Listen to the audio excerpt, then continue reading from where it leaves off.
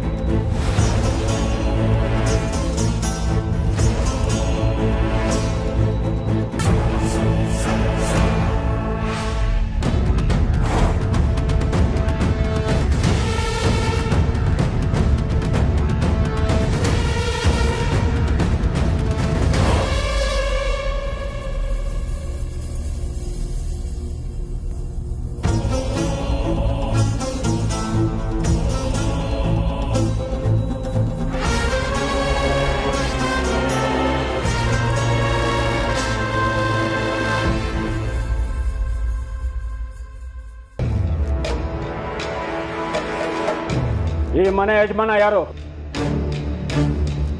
ಮನೆ ನಡೆಸ್ತಾರ ಯಜಮಾನ ಯಾರು ಒಂದೇ?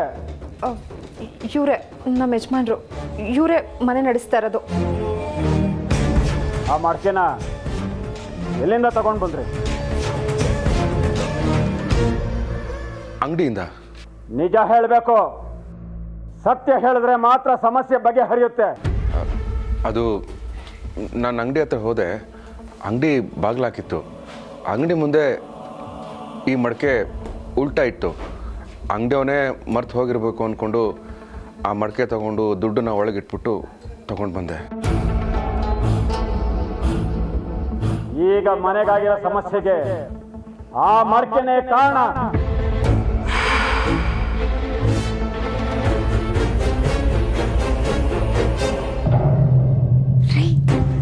ಎಂತ ಕೆಲಸ ಮಾಡ್ಬಿಟ್ರಿ? ಗಿರಿ, ನಾನೇನು ಬೇಕು ಅಂತ ಮಾಡಿದ್ನಾ? ಸ್ವಾಮಿಗಳೇ, ಏನೋ ಗೊತ್ತಿಲ್ಲದೆ ಆಗೋಯ್ತು. ಗೊತ್ತಿದ್ದು ಆಯ್ತು, ಗೊತ್ತಿಲ್ಲದೆ ಆಯ್ತು. ಈ ಮನೇಲಿ ಸಮಸ್ಯೆ ಶುರುವಾಗಿದೆ. ಅದು ಎಂಥ ಸಮಸ್ಯೆ ಅಂದೇಳಿ ಸ್ವಲ್ಪ ಬಿಡಿಸಿ ಹೇಳಿ ಗುರುಗಳೇ. ಈ ಮನೇಲಿ ಒಂದು ಅತೃಪ್ತ ಆತ್ಮ ಇದೆ.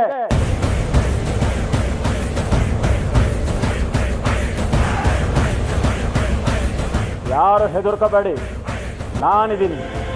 ಇಲ್ಲೇ ಒಂದು ಮಂಡಲ ಹಾಕಿ ಆ ಆತ್ಮನ ಹೇಗೆ ಬಂಧಿಸ್ಬೇಕು ಅಂತ ನಾನು ನೋಡ್ಕೋತೀನಿ.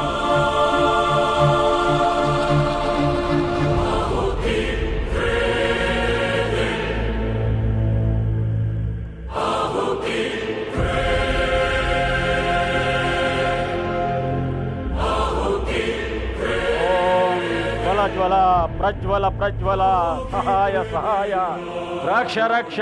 ಓಂ ನಮೋ ಸರ್ವಭೂತೆ ಪಟ್ ಸ್ವಾಹಾ.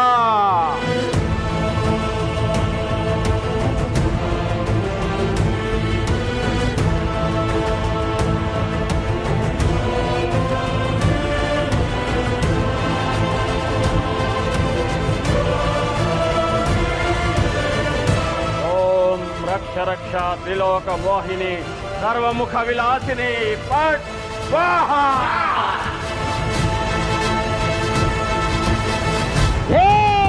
ಆಗಚ್ಚಿತ್ ಆಗಚ್ಚಿತ್ ಆಗಚ್ಚಿತ್ ಪಟ್ ಸ್ವಾಹಾ.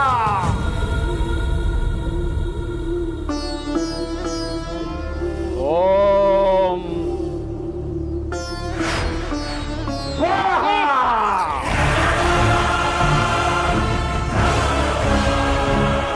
ಏಯ್, ಹೇಳು, ಯಾರು ನೀನು? ನೀನ್ ಯಾರು? ನನ್ನೇ ಯಾರು ಅಂತ ಕೇಳ್ತೀಯ? ನೀನ್ ಯಾರಾದ್ರೆ ನನಗೇನು ಆಗ್ಬೇಕಾಗಿಲ್ಲ. ಈ ದೇಹದಿಂದ ಆಚೆ ಹೋಗೋ. ಇಲ್ಲ ಇಲ್ಲ, ಈ ದೇಹ ಬಿಟ್ಟೆಲ್ಲೂ ಹೋಗೋದಿಲ್ಲ. ಹೋಗೋದಿಲ್ಲ. ಅಯ್ಯೋ ಅಮ್ಮ, ಅಯ್ಯೋ ಅಯ್ಯೋ ಅಯ್ಯೋ ಅಮ್ಮ. ಏನು ನಡೀತಾ ಇದೆ ನಮ್ಮ ಮನೇಲಿ? ನನಗೂ ಅರ್ಥ ಆಗ್ತಾ ಇಲ್ಲ ರೀ. ನಾವಿದೆಲ್ಲ ನೋಡ್ತೀವಿ ಅಂತ ಅನ್ಕೊಂಡೇ ಇರಲಿಲ್ಲ. ಗಿರ್ಜಮ್ಮ, ಸಮಾಧಾನ ಮಾಡ್ಕಣಿ ಮರ್ರೆ, ಎಲ್ಲ ಸರಿ ಹೊತ್ತು, ಎಂತ ಆತಿಲ್ಲ. ಅಕ್ಕ, ಮಾವಂಗೇನು ಆಗಲ್ಲ, ಅವ್ರು ಬೇಗ ಹುಷಾರಾಗ್ತಾರೆ. ಇವರು ಪವರ್ಫುಲ್ ಸ್ವಾಮೀಜಿ, ನೋಡ್ತಾ ಇರು.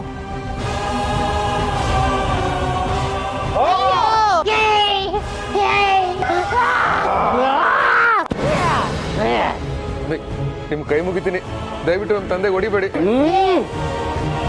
ಬಾ ಆಚೆ. ದೇಹ ಬಿಟ್ಟು ಆಚೆ ಬಾ. ಏಯ್! ಬಾ ಆಚೆ ಬಾ. ಭಗವಂತ, ಏನ್ ನಡೀತಾ ಇದೆ ಇಲ್ಲಿ? ಯಾಕೆ ನಮ್ಮನ್ನು ಹೀಗೆ ಪರೀಕ್ಷೆ ಮಾಡ್ತಾ ಇದೀಯಾ? ಶಿವಪ್ರಸಾದ್, ಬಂದ್ಯಾ ಭಗವಂತ? ನೋಡು ಭಗವಂತ ಹೇಗೆ ಹೊಡಿತಾ ಇದ್ದಾರೆ ಅಂತ. ಅದನ್ನ ತಂದು ತಪ್ಪು ಮಾಡಿದ್ ನಾನು, ಬೇಕಾದ್ರೆ ನನಗೆ ಹೊಡಿಲಿ. ಪಾಪ ಅಪ್ಪನಿಗೆ ನೋವು ಕೊಡೋದು ಬೇಡ, ದಯವಿಟ್ಟು ನಿಲ್ಸು ಅಂತ ಹೇಳು ಭಗವಂತ. ಇದನ್ನೆಲ್ಲ ನಿಲ್ಸು ಭಗವಂತ. ಇವರಿಂದ ಸಮಸ್ಯೆಗೆ ಪರಿಹಾರ ಸಿಗುತ್ತೆ ಅಂತ ನಾನು ಹೇಳಿ ಕರೆಸಿದ್ನ ಶಿವಪ್ರಸಾದ್. ಇದನ್ನು ಶುರು ಮಾಡಿದ್ದು ನೀವು, ಹಾಗಾಗಿ ನಿಲ್ಸೋದು ನಿಮ್ಮ ಕೈಯಲ್ಲಿ ಇದೆ. ಅಯ್ಯೋ ಭಗವಂತ, ಏನೋ ತಪ್ಪಾಗೋಯ್ತು. ನಾವು ಕಷ್ಟದಲ್ಲಿದ್ದಾಗ ನಮ್ಮ ಸಮಸ್ಯೆ ಬಗೆಹರಲಿ ಅಂತ ಸಿಕ್ಕಿದವ್ರನ್ನೆಲ್ಲ ನಂಬ್ತೀವಿ, ಅದಕ್ಕೆ ಅವ್ರನ್ನ ಕರೆಸ್ಬೇಕಾಯ್ತು. ನಾನು ಇವ್ರನ್ನ ಕರ್ಸಿಲ್ಲ, ಮನೆಯವರೆಲ್ಲ ಸೇರಿಸಿ ಅವ್ರನ್ನ ಕರ್ದಿರೋದು. ನಿನ್ನ ಕೋಪ ಇದ್ರೆ ನನಗೆ ಡೇಟ್ ಹೊಡಿ, ಆದ್ರೆ ಅಪ್ಪಗೆ ನೋವಾಗ್ತಾ ಇರೋದು ನನಗೆ ನೋಡಕ್ ಆಗ್ತಾ ಇಲ್ಲ. ಹೆಂಗಾರು ಮಾಡಿ ನಿಲ್ಸು ಭಗವಂತ, ಪ್ಲೀಸ್. ನೊಂದ್ಕೊಳ್ಳೋ ಬದಲು ನೀನೇ ಇದನ್ನ ತಡೆದು ನಿಲ್ಸ್ಬೋದಲ್ಲ ಶಿವಪ್ರಸಾದ್. ನಾನೇನೋ ನಿಲ್ಸ್ಬಿಡ್ತೀನಿ, ಆದ್ರೆ ಸಮಸ್ಯೆ ಹಾಗೆ ಉಳ್ಕೊಂಡ್ಬಿಟ್ರೆ ಆಮೇಲೆ ಅಪ್ಪನ ಆರೋಗ್ಯದ ಗತಿ ಏನು? ನಿನಗಾಗ್ಲಿ ನಿನ್ನ ಮನೆಯವ್ರಿಗಾಗ್ಲಿ ಏನೂ ಆಗಲ್ಲ ಅಂತ ನಾನು ಅವತ್ತೇ ಹೇಳಿದ್ನಲ್ಲ. ನನ್ನ ಮೇಲೆ ನಂಬಿಕೆ ಇಲ್ವಾ? ಓ, ನಾನು ನಿನ್ ಮಾತು ಕೇಳಲಿಲ್ಲ ಅಂತ ಇವಾಗ ರಿವೆಂಜ್ ತಗೋತಾ ಇದೆಯಾ? ನೋಡು ಭಗವಂತ ಹೇಗೆ ಹೊಡಿತಾ ಇದ್ದಾರೆ ಅಂತ. ಅದನ್ನ ನೋಡಿದ್ರೆ ಯಾರಿಗಾಗ್ಲಿ ಆಗ್ಲಿ ಹೊಟ್ಟೆ ಹೊರೆಯಲ್ವಾ? ನಿನಗೇನು ಅನಿಸ್ತಾ ಇಲ್ವಾ? ನಾನು ಜಡ ಶಿವಪ್ರಸಾದ್. ಹುಟ್ಟು, ಸಾವು, ನೋವು, ಹಿಂಸೆ, ನ್ಯಾಯ, ಅನ್ಯಾಯ, ಧರ್ಮ, ಅಧರ್ಮ ಇವೆಲ್ಲವನ್ನು ಸಮಾನವಾಗಿ ಮಾಡ್ತೀನಿ. ಪಾಪಕ್ಕೆ ತಕ್ಕ ಶಿಕ್ಷೆ ಹಾಗೂ ಶಿಕ್ಷಣ, ಕರ್ಮಕ್ಕೆ ತಕ್ಕ ಫಲ, ಇದಿಷ್ಟು ಕೊಟ್ಟೆ ನನಗೆ ಅಭ್ಯಾಸ. ನಿನ್ ಹಠ ನೀನ್ ಬಿಡಲ್ಲ ಅಲ್ವಾ? ಸರಿ ಬಿಡು, ಏನ್ ಮಾಡ್ಬೇಕು ಅಂತ ನನಗೆ ಗೊತ್ತಿದೆ. ಸ್ವಾಮಿಗಳೇ, ಇನ್ನೇನು ಹೆದರ್ಕೊಳ್ಳೋ ಅವಶ್ಯಕತೆ ಇಲ್ಲ. ಎಲ್ಲ ಕೆಲಸ ಆಗಿದೆ. ಇನ್ನೇನಿದ್ರು ದೇಹದಿಂದ ಆತ್ಮ ಆಚೆ ಬರಬೇಕು ಅಷ್ಟೇ. ಅದು ಆಚೆ ಬರುತ್ತೆ. ಓಂ ರಕ್ಷ ರಕ್ಷ ತ್ರಿಲೋಕ ಮೋಹಿನಿ ಸರ್ವಮುಖ ವಿಲಾಸಿನಿ ಫಟ್ ಸ್ವಾಹ. ಬಾ, ದೇಹದಿಂದ ಆಚೆ ಬಾ. ಬಾ.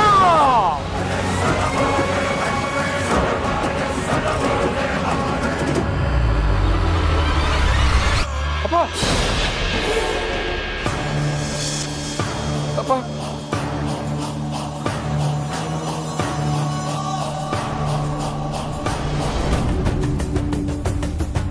ತಗೊಳ್ಳಿ. ಈ ಮಡಕೆನ ಯಾರು ಓಡಾಡದೇ ಇರೋ ಜಾಗದಲ್ಲಿ ಇಟ್ಟು ಹಿಂದೆ ತಿರುಗಿ ನೋಡಿದ್ರೆ ವಾಪಸ್ ಬರಬೇಕು. ಜಾಗ್ರತೆ. ಹಾ, ಇರಿ, ಅಪ್ಪನ ಒಳಗೆ ಕರ್ಕೊಂಡು ನಡೀರಿ.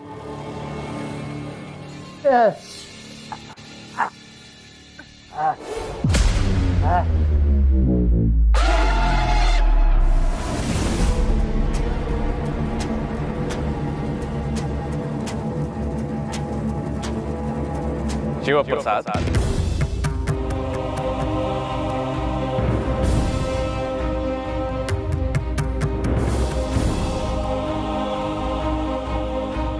ಭಗವಂತ,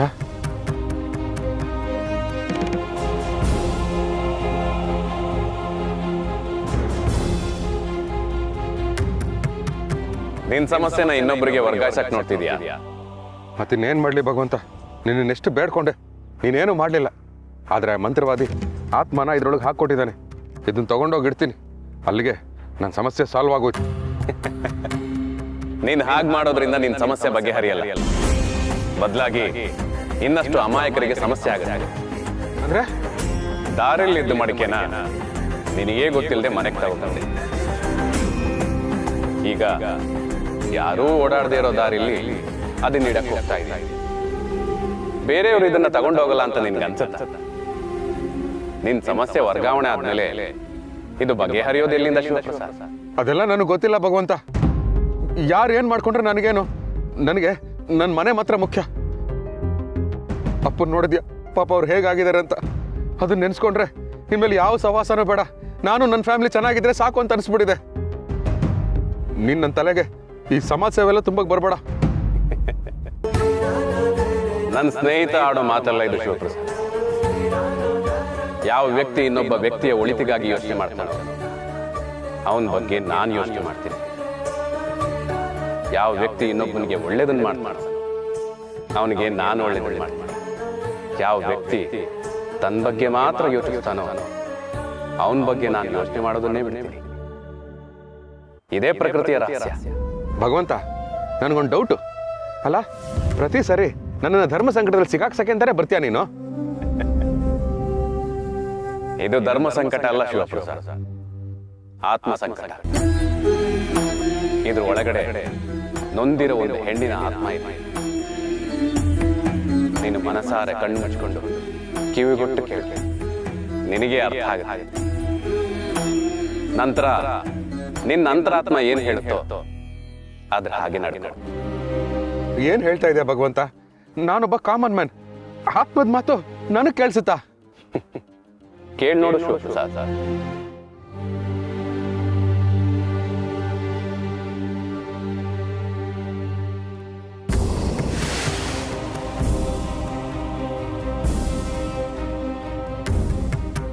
ನನಗೆ ಮುಕ್ತಿ ಬೇಕು, ನನ್ನ ಆತ್ಮಕ್ಕೆ ಶಾಂತಿ ಬೇಕು.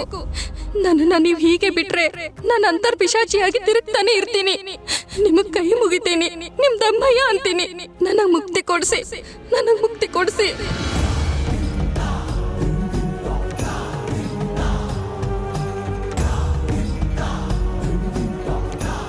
ಇಲ್ಲ ಭಗವಂತ, ನನ್ನ ಕೈಲಿ ಇವೆಲ್ಲ ಆಗಲ್ಲ. ನನಗಿದ್ ಬೇಕಾಗೂ ಇಲ್ಲ. ನನಗೆ ನನ್ನ ಫ್ಯಾಮಿಲಿನೇ ಮುಖ್ಯ. ಆ ಮಂತ್ರವಾದಿ ಹೇಳಿದ್ದಾನೆ, ಯಾರು ಓಡಾಡದೇ ಇರೋ ಜಾಗದಲ್ಲಿ ಇದನ್ನ ಇಟ್ಬಿಡು ಅಂತ. ನಾನು ಇಟ್ಬಿಡ್ತೀನಿ ಅಷ್ಟೇ, ಇಟ್ಬಿಡ್ತೀನಿ ಅಷ್ಟೇ ಅಷ್ಟೇ.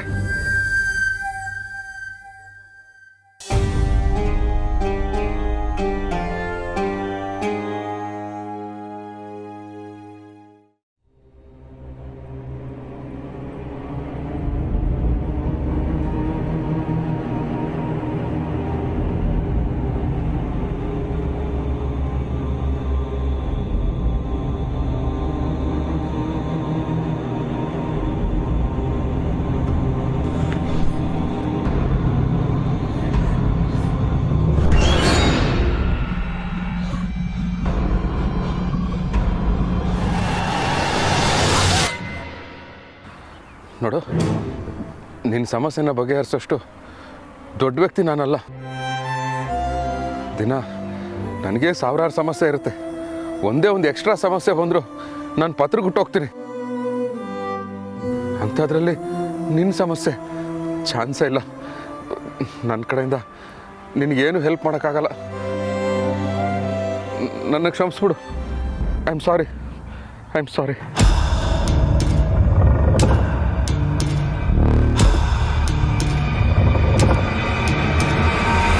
ನಿಮಗ್ ಕೈ ಮುಗಿತೀನಿ, ನಿಮ್ ದಮ್ಮಯ್ಯ ಅಂತೀನಿ. ನನಗೆ ಮುಕ್ತಿ ಕೊಡ್ಸಿ.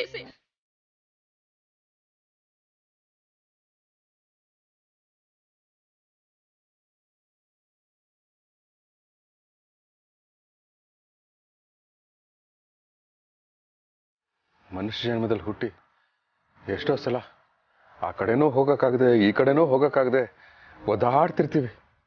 ಪಾಪ ಆತ್ಮ ಯಾವ ಕಡೆನೂ ಹೋಗೋಕ್ಕಾಗದೆ ಅದನ್ನೆಷ್ಟು ಒದ್ದಾಡ್ತಾ ಇದೆಯೋ ಏನು.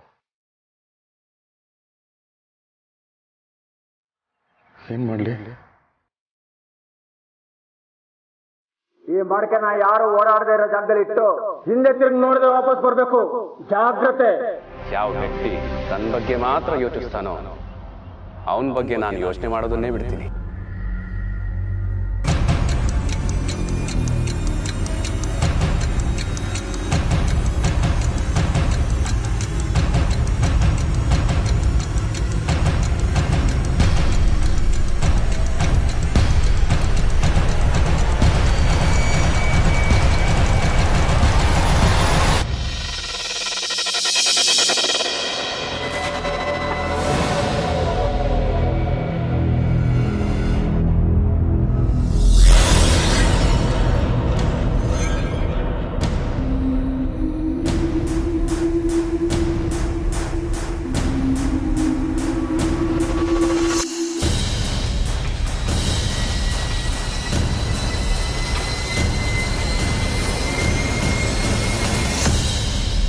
ಹೆದರ್ಬೇಡ ಅಣ್ಣ, ನನ್ನಿಂದ ನಿನಗೆ ಯಾವ ತೊಂದ್ರೆನೂ ಆಗಲ್ಲ.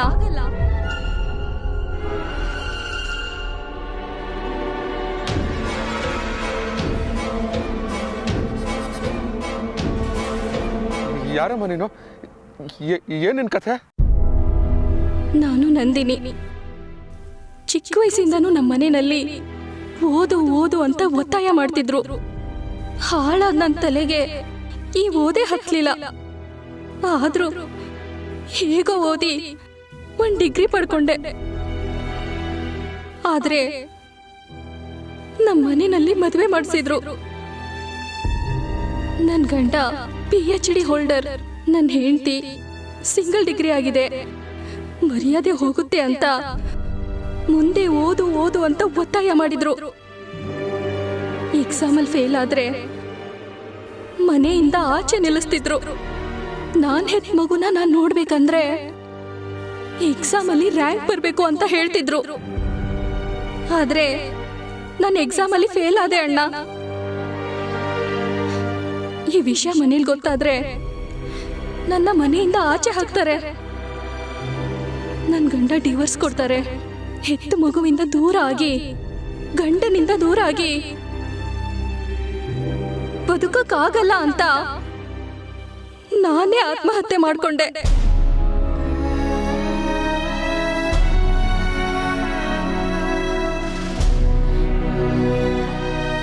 ಈಗ ನನ್ನ ಮಗು ಹೇಗಿದೆಯೋ, ಅವ್ರು ನನ್ನ ಮಗುನ ಹೇಗ್ ನೋಡ್ಕೋತಾ ಇದ್ದಾರೆ ಅಂತ ಗೊತ್ತಿಲ್ಲ. ನಾನು ಹೀಗೆ ಅಲಿತಾ ಇದ್ದೀನಿ. ಬದುಕಿದ್ದಾಗ ನನ್ನ ತಂದೆ ತಾಯಿ, ನನ್ನ ಗಂಡ ನೆಮ್ಮದಿ ಕೊಡ್ಲಿಲ್ಲ. ಸತ್ ಮೇಲೂ ಇದೇ ಗತಿ ಆಗೋಯ್ತು. ನಾನು ಏನ್ ಮಾಡ್ಲಿ ಅಣ್ಣ?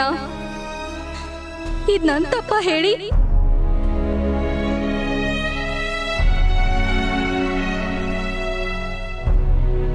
ಇಲ್ಲಮ್ಮ, ಆತ್ಮಹತ್ಯೆ ಒಂದ್ಬಿಟ್ಟು ನೀನು ಯಾವ ತಪ್ಪು ಮಾಡಿಲ್ಲ.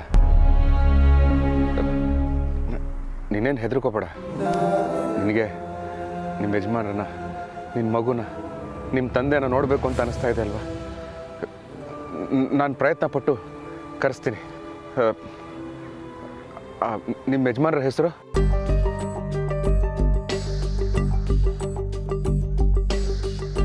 ಸರಿ ಅಮ್ಮ, ನಾನು ಪ್ರಯತ್ನ ಪಡ್ತೀನಿ. ನೀನೇನು ಚಿಂತೆ ಮಾಡಬೇಡ. ಸರಿ.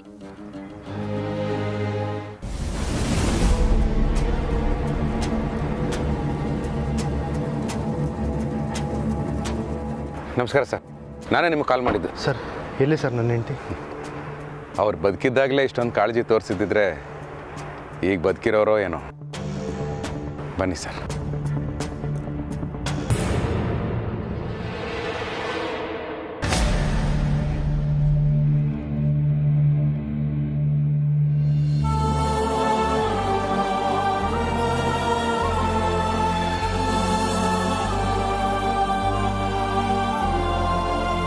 ಎಲ್ಲಪ್ಪ ಕಾಣಿಸ್ತಾನೆ ಇಲ್ಲ? ಬನ್ನಿ ಸರ್.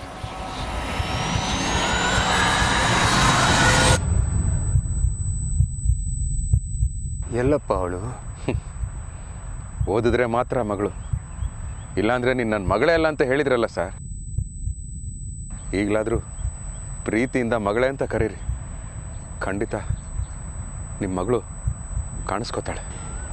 ಮಗಳೇ ನಂದಿನಿ, ಎಲ್ಲಿದ್ಯಮ್ಮ? ನಂದಿನಿ, ನಂದು. ಅಮ್ಮ,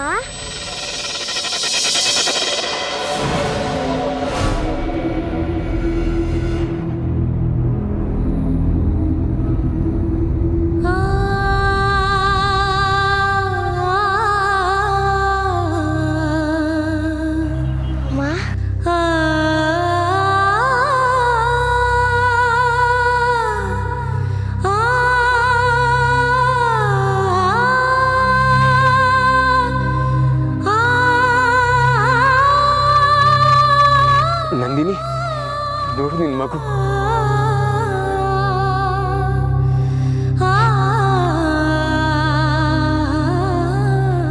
ನಾನೆಂಥ ಪಾಪಿ ನಂದಿನಿ. ಪುಸ್ತಕ ಓದ್ಕೊಂಡು ನಾಲೆಜ್ ಬೆಳೆಸ್ಕೊಂಡೆ ಹೊರತು ಮನೇಲಿದ್ದ ನನ್ನ ಹೆಂಡತಿ ಮನಸ್ಸಲ್ಲಿ ಏನಿದೆ ಅಂತ ನಾನು ಅರ್ಥ ಮಾಡ್ಕೊಳ್ಳೇ ಇಲ್ಲ. I am very sorry Nandini. ಓದಿದ್ರೆ ಮಾತ್ರ ಜೀವನ, ಇಲ್ಲಾಂದ್ರೆ ಯಾರು ನಿನ್ನ ಮದುವೆ ಆಗ್ತಾರೆ? ಅಕ್ಕಪಕ್ಕದವ್ರ ಮಾತು ಕೇಳಿ ನಮ್ಮ ಮಗಳು ಚೆನ್ನಾಗಿ ಓದ್ಲಿ, ಅದೊಂದು ಹೆಮ್ಮೆ ಅಂತ ಅನ್ಕೊಂಡು ನನ್ನ ಮಗಳಿಗೆ ಪ್ರೆಷರ್ ಆಗ್ಬಿಟ್ಟೆ. ಕ್ಷಮಿಸ್ಬಿಡಮ್ಮ. ಅದೆಲ್ಲ ಈಗ ಹೇಳಿ ಏನ್ ಪ್ರಯೋಜನ ಅಪ್ಪ?